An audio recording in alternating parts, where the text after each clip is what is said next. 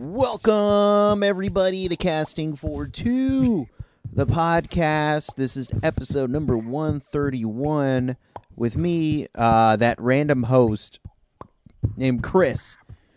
I'm here. I'm back, baby. Well, I'm always here, so I'm always here when you need me. This time I have, my eyes are feeling better, so that's good. I can edit it again. It doesn't hurt to look at a screen. That's what I'm trying to say. Anyway, yeah, what? I'm just wasting time. Welcome, everybody. Again, episode 131. Very excited for today's guest. Wonderful guest. But before I get into that, if you would like to do me a favor, after you listen to the episode, you love it, tell me you love it. You know, send some love. You can either do that on the Google Play Music app, or you can do that on iTunes, or you can do that on Stitcher, or you know what? If you want to send me love on my Instagram and or Twitter pages, you could. Both are at Casting for Two, and as always, you can contact me directly, castingfor2@gmail.com. And yeah, so that's all the shop talk. I guess I should get into my guest for today. I guess. My guest is the very funny, talented singer, songwriter, musician, Mr. Bill Berry. And I had a great time chatting with him, and he has an album coming out in July called Socially Awkward. No, Awkward Stage. There we go. I corrected myself. It was just a great time chatting with him. I hope you guys enjoy. Let's get into this episode. Sit back, relax, and Chris, cue the music, please.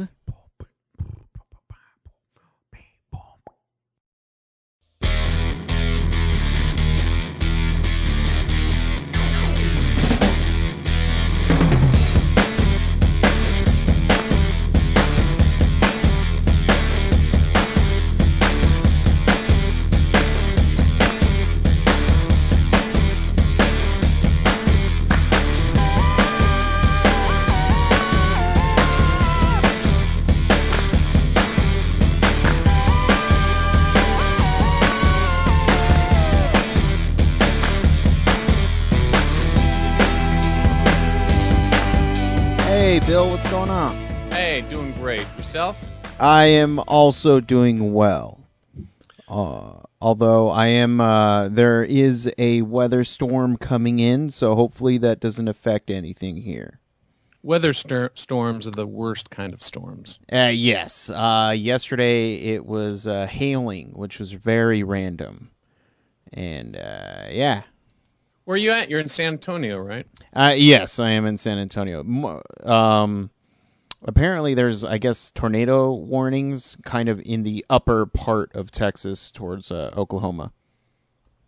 Wow. And I know you guys, at least Houston, got slammed, last week? Oh, yeah. With rain? Yeah. Oh, yeah. Floods? Well, then last week we did get another hailstorm that was bad enough to ruin a lot of cars. Wow. Were they, golf ball, baseball size? How big? They were pretty much golf ball, yeah. Brutal. Yeah, I was finishing up an interview, and then I just hear this loud pounding, and I'm just, somebody's messing around, next door or whatever. And then I look out my window. Nope, it's hail. Wow. Well, be safe. So what shall I plan for you to run out as soon as I hear a hurricane warning in the background? Well, here's the thing. I'm a professional, so if a tornado goes off, I'm going with it, and you're coming with me in digital form. That's all I'm saying. I'm in. We did have a tornado warning. I think it was last year, and I had no idea. I was just kind of sitting, chilling, and then I was like, oh, that's why it's all windy. I guess I'll be okay. And yeah, everything was fine. I used to live in New Orleans, and it's one of the seasons, hurricane season. Right. It's one of the seasons, and you're just like, okay, so how big is it this time? We'll be fine. We'll have 2 days of flooding, and we'll be fine. You plan it like that, Yeah. Yeah, there you go. So what you're saying is you're like myself. You're not afraid of no weather. Nor no ghosts. Yeah, There we go. Ghosts or weather? neither. Neither. Now, what if it's a weather ghost or Whether or a ghostly weather storm? I've been afeared of Okay. ghostly weather. Okay. I see. I just haven't seen it, so I'm not going to say I'm not afraid of it. I'm going to say I'm not afraid of it. So. Well, I wasn't actually in New Orleans for Katrina. I got my butt out of there Yeah. the day before, but I ended up in Baton Rouge, and we still got slammed. There was a Really? tree. Yeah, the trees came crashing down on the house I was staying at. So there is some fearsome weather to be had, Yeah. especially out by the Gulf. It's and I don't want to make light of the situation that happened in New Orleans, but the only image I have of Katrina is when Sean Penn was in a boat with a shotgun helping people. That image, That's your image. that image is That's stuck your in memory. my head of Sean Penn with a giant shotgun helping people. Well, I don't know. have gun will travel. There we go. That's the Sean Penn way. Right out, right on. So as you can see, this is a pretty loose show where we can talk about.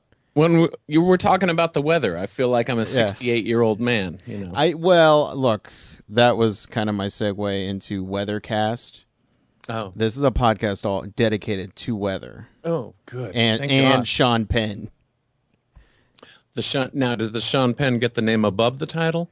Usually, it kind of depends on how heavy of Sean Penn the episode is. Yeah, I understand. I understand. Sometimes maybe just go for no caps. Exactly. What that would be an interesting writer if somebody was like, when you write my name, it's all caps. Like I feel like Beyonce would have that. Yeah, that might work for Beyonce. I think. Would you be bold enough to do that? To put that in my writer, that anytime my name appears in print, it has to be all caps. Yes. I would do it on a dare, maybe. Okay. If I got to the point where I was getting around and there was enough sort of, I had just a lineup of people behind me everywhere I went. I might go for the, no brown M&Ms, all caps, those sorts of things in the writer, just to see what I could get away with. There we go. So first, one of the first subjects I like to talk about when I talk to people is I like to know when they actually got there or realized that they can do what they do. Now, for you, was it comedy or music that first struck a chord with you? Well, I always liked making fun. It's funny. Tom Lehrer is, right? Oh yeah. Okay, so kind of way early on, I was like singing Tom Lehrer songs, so I guess it happened at the same time. And from those songs and learning them, I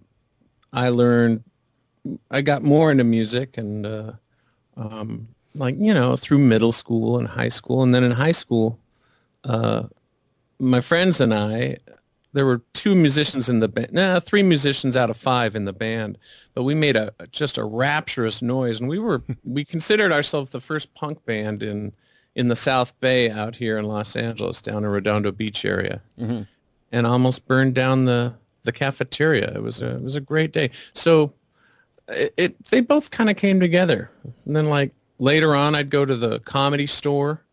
After school, we'd drive up to Hollywood and go on Monday nights. They had, it was a thing for improv. Improv wasn't as big as it is now. Right.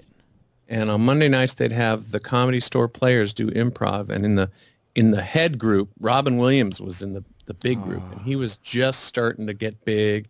Or I think he had Mork and Mindy and all that kind of stuff. And it was incredible to see him work. And so I got into that too and did improv sort of throughout. I've been doing improv and music kind of back and forth. But yeah, the comedy comes through when needed. There we go. Hearing Robin Williams kind of brings a tear to my eye. Not gonna lie. He was such a funny guy, and it's sad that my kids will never know of the man. Well, I guess they will, because they'll probably watch Aladdin or something. Oh yeah, Aladdin for sure. Yeah. The kids will get it, and it was so nice with Aladdin that he was really able to show what he did, that frenetic energy and the ability to change characters on a dime. He just thought so fast. That's such Yeah. a shame the way he did himself in. But it's, who knows what goes deep in the hearts of men. He knew what he had to do, I guess. Yeah. Yeah. So, what did you see anybody else do improv when you were younger? Like somebody who ended up becoming, a name or Oh famous? gosh, there was a bunch of guys. Well, we were in L.A., so the real big improv guys were going to in Chicago and New York, and ended up on Saturday Night Live and all that kind of stuff.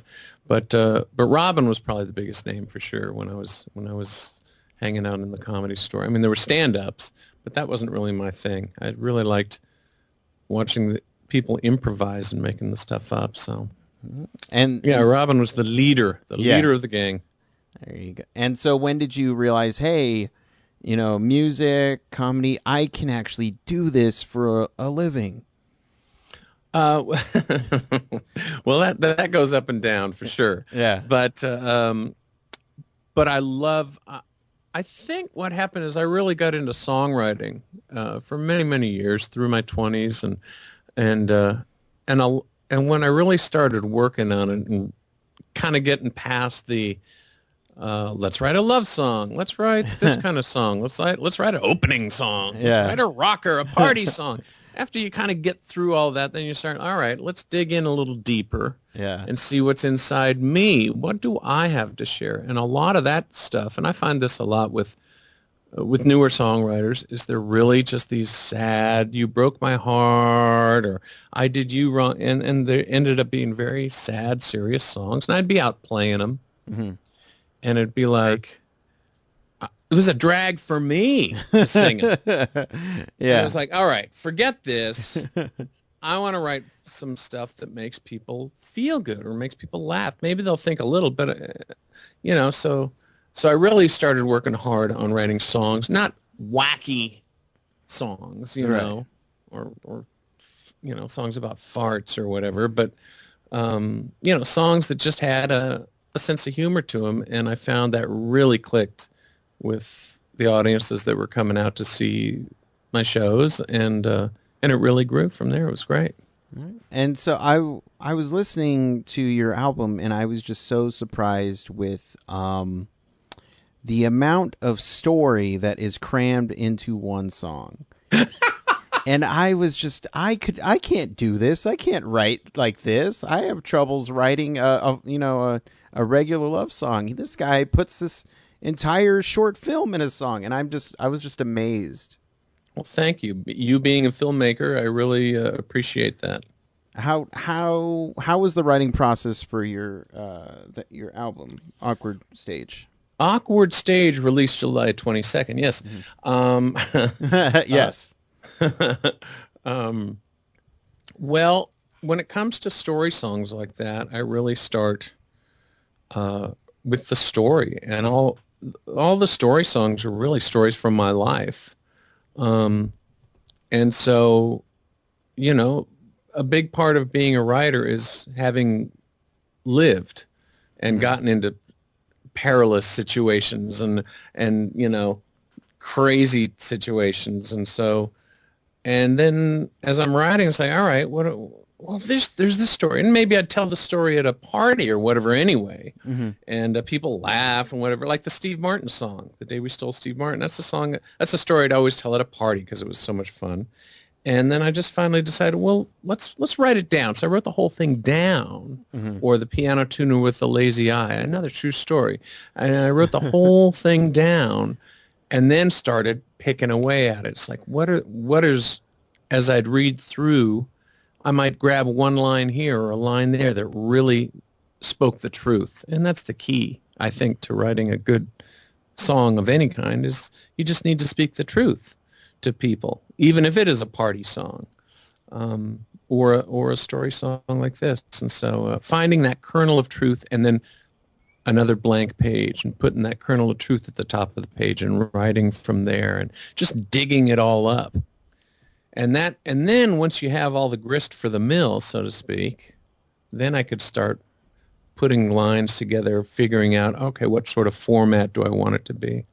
Yeah. And it's funny that you say, write the truth, because when I was listening to the Steve Martin song, I could totally imagine that being an actual true story, for sure. It just felt like it really happened, and then now I hear it actually did happen.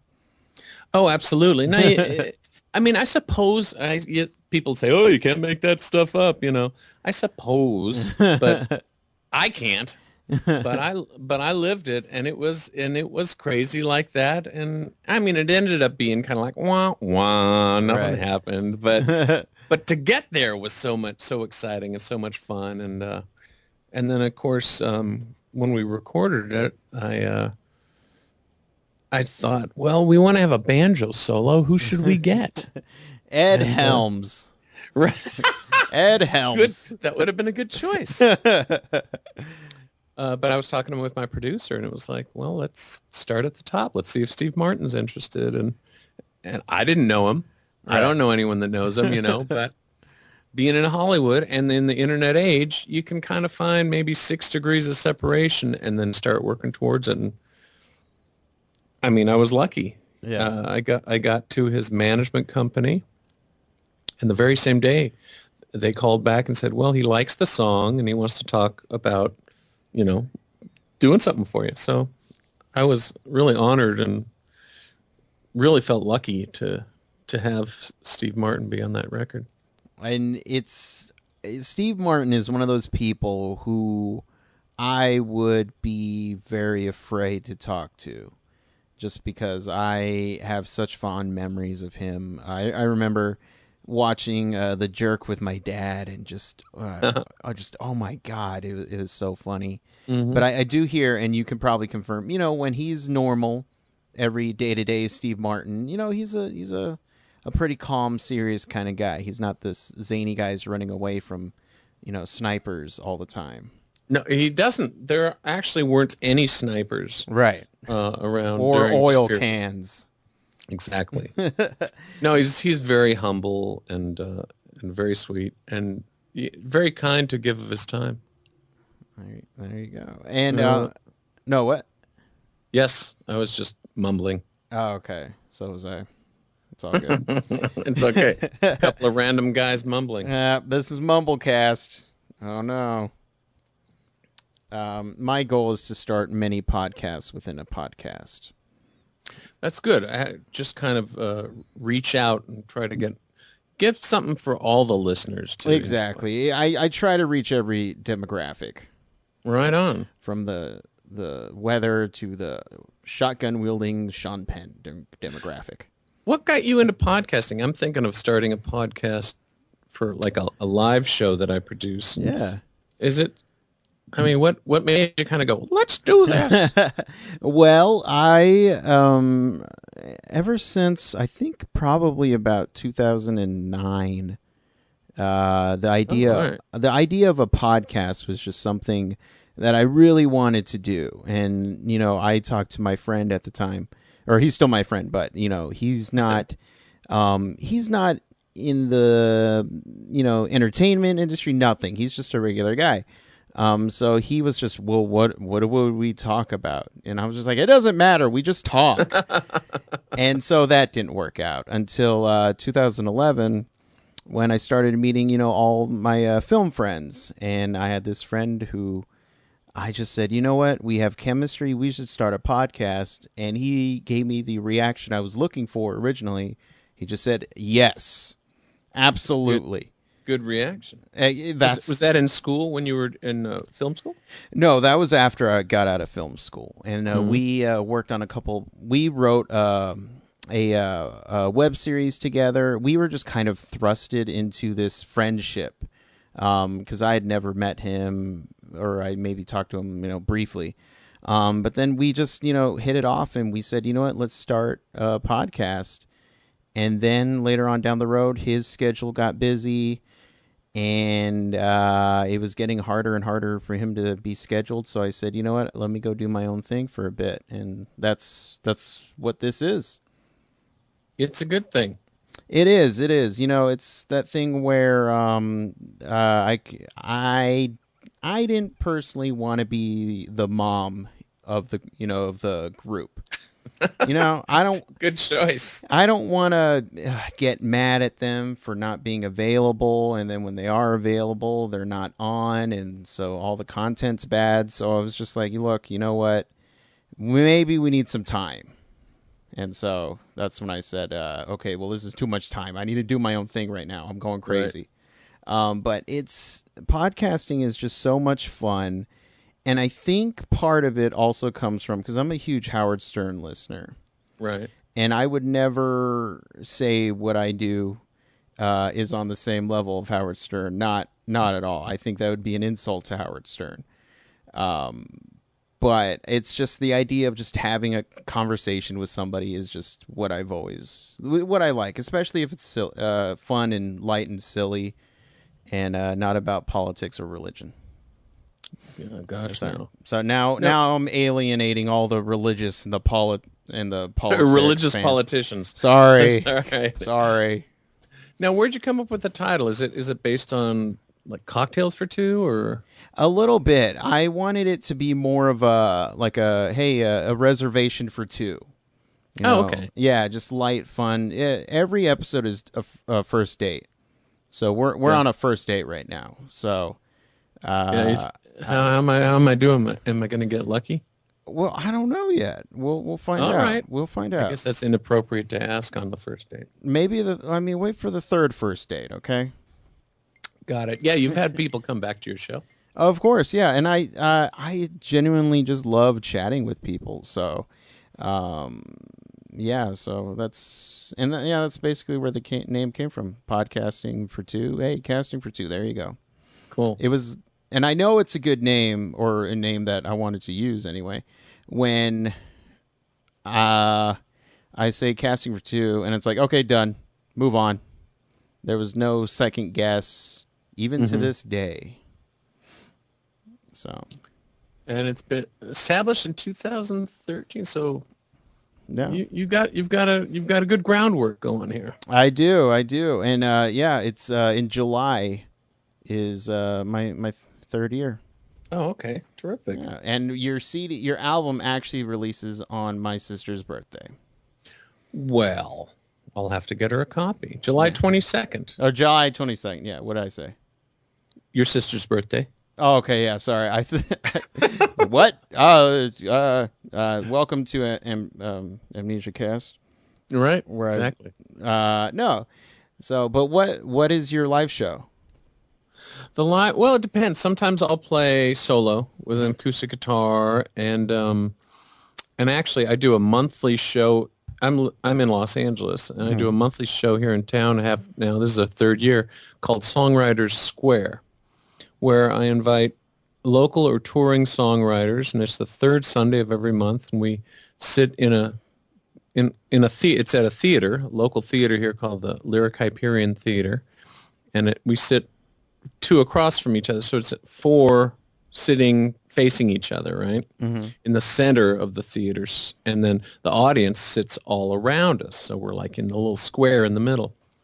And so that's an acoustic show, and we'll have everyone, we'll have rock musicians or cabaret musicians or country, everything, and some well-known ones, some Grammy winners, and some locals, some touring. So I do that every month, and that's actually what I want the podcast to be, is that show basically recorded with me kind of jumping in as a host every once in a while, saying this or that. So I'll see how that goes. And then I play with a band, and I've got it's a 3-piece now, or 4-piece now. We just got a lead guitar player that we're working in, because the stuff on the record really rocks up a little bit more. Yeah. Yeah. Right on. Yeah. No. And I wear plumes. Okay. What? Plume cast, everybody. Plumes. Yeah. No, here. Okay. So, also another reason why I have the podcast is selfishly to join other bands. Oh, what instrument do you play? Look, I'm a jack of all trades. Okay. Now, Okay. I'm not Okay. saying you put an instrument in my hand and I will play it perfectly, but I can make something come out of it. You know. So We had I'm sorry to cut you off, but I would no. like I love that about you. I want to join your band and I will play the tuba. Oh, I'm totally down. All right. Well, tell you what. When we get to San Antonio, Yes. I'll just have you sit in. Okay. Okay. Can you make? I mean, what kind of sound do you have a tuba or a sousaphone? I have neither, but I can find one. This is San Antonio. All I need are like a couple of dollars and one of those 20% off Uber tickets, and I can do it. I have no doubt. Yeah. This is Do Anything, the podcast. There we go. This is Ubercast and a couple of dollars cast. You know, one of the funnest things I ever did was I was in a band in New Orleans, like I said, with a bunch of guys that couldn't play their instruments. And we played ferociously. We were called the Basin Street Sheiks. We were a jug band. You know what jug band music is? Yeah. Yeah, like the Memphis Jug Band or all this stuff. And it's like everyone kind of understood how to play, Yeah. but I kept saying, it was like, whenever we'd practice, it's like, as long as we start at the same time and end at the same time, doesn't matter what happens in the middle. There we go. And that's really what it was like. We'd be ferociously playing all this stuff, and it just seems like nobody knows what's going on. And all of a sudden, we stop on a dime, and it would catch the audience so off guard, they just start clapping, you know. So it's good to have some non-musicians in a band sometimes, just to give it a little authenticity. Right, exactly. Well, I mean, I have a confession. I played tuba for 6 years, Oh, so I can play the B flat scale perfectly, and that's it. That's it, though. That's it. No other scale. well, B flat's a good one. Yeah, that's fun. Black Keats. Exactly. Fun fact: that's the only scale they taught me in school because as a tuba player, you don't need to play any other scale. That's what they told me. What tunes did you play? We played this jazzy song called "Rock to the Max, Mr. Sax." Oh, that old chestnut. Yes, I always say that. Nobody knows what I'm talking about, and I just go, well, you know. Mars, Mars, the Bringer of War, or something like that. Mm-hmm. Yeah, we played that, and some others. So Some many other classics. Yes. so many. I can't I'm pretty sure we played Hotline Bling.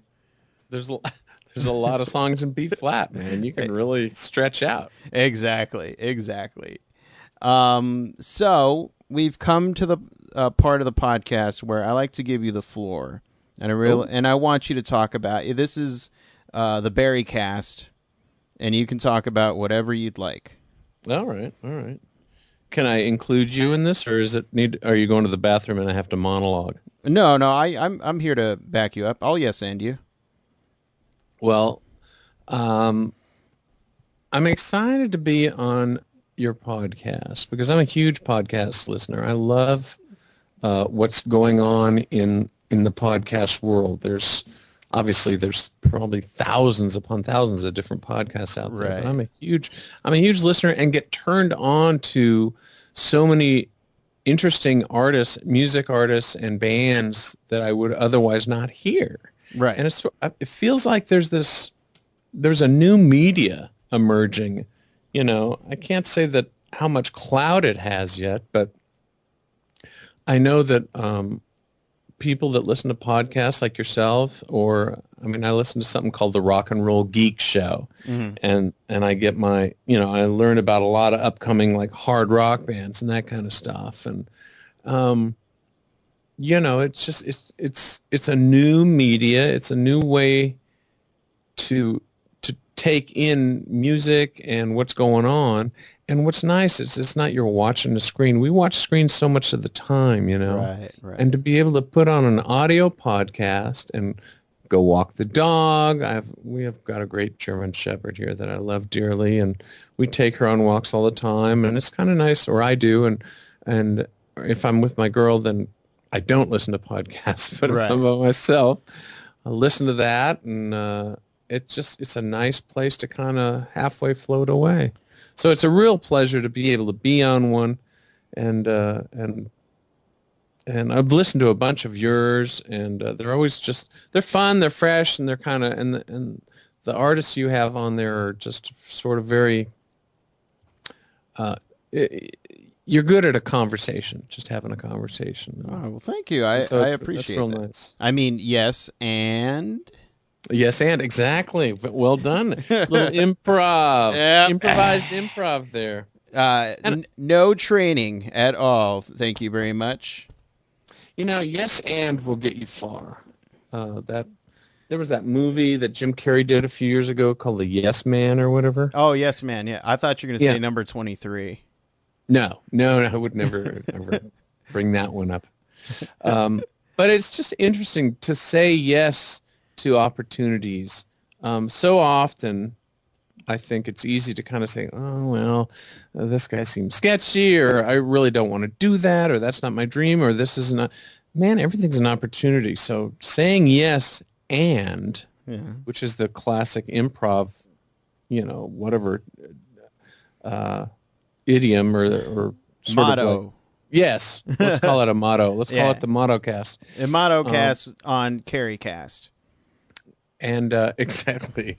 And but yes, and has got me far. I gotta say, it's good just to say yes and see where that takes you. And that helped me finish. As long as I'm monologuing, that helped me get to this album, finish the album.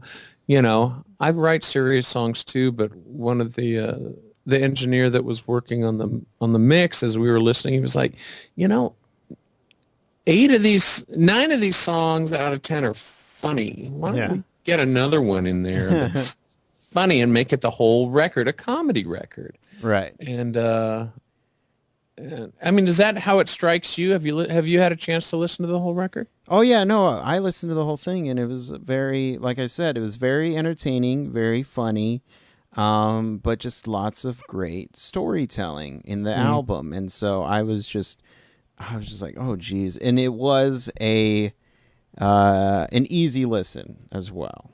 That's interesting. What does that? Tell me what you mean by that. Meaning that, hey, I pop it in, and next thing I know, hey, it's over. Oh, so it's like from song to song, it kept drawing you along. You weren't like, all right, forget this, I've heard it. Yeah, it's like whenever you listen to an album and you're like, I heard that one already, so I'll just skip that. I'll skip that. Oh, okay, I like this one. I'll listen to half of it. I'll skip it. But yeah, no, this one is just, I just left it on, and it was great.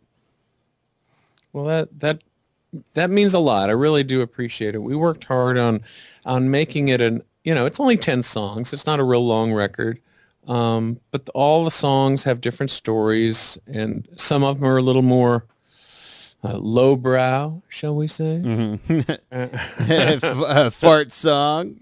Well, I didn't go that low, but there is a crab song. There's a song about crabs, and there's a few dick jokes strewn throughout. But I'm really proud of the record, and thank you for saying so many nice things. It means a lot. Oh yeah, no problem. And you know what? Thank you for being a guest. It was a blast chatting with you, and I feel like I can chat with you for probably hours upon hours. Well, we didn't even get into talking about favorite movies and all that, so we'll have to do that sometime. Yes. I always like doing the first podcast about the origins, right? Right. Because then we get that out of the way. I don't want to do 2 podcasts and then, hey, let's go back to the origins, call it, Bill Barry Origins Wolverine. And then, no, let's just get the origins out, and then we'll bullshit later. Excuse my bullshit French. Later. Oh, yes. Everyone always complains about the French and the way they swear. What is it about that? Do they really swear that much? See, I went to France when I was very little, and I can't speak French, so they might have been cursing at me the entire time. Ah, that's the thing. Very well.